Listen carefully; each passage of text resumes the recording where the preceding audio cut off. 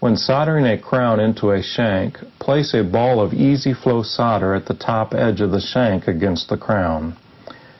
Add a little flux if needed, and heat the ball until it flows against the crown and the shank.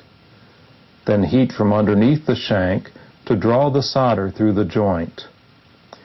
By using this method, the excess solder will draw down through the joint to the inside of the ring, rather than up through the prongs.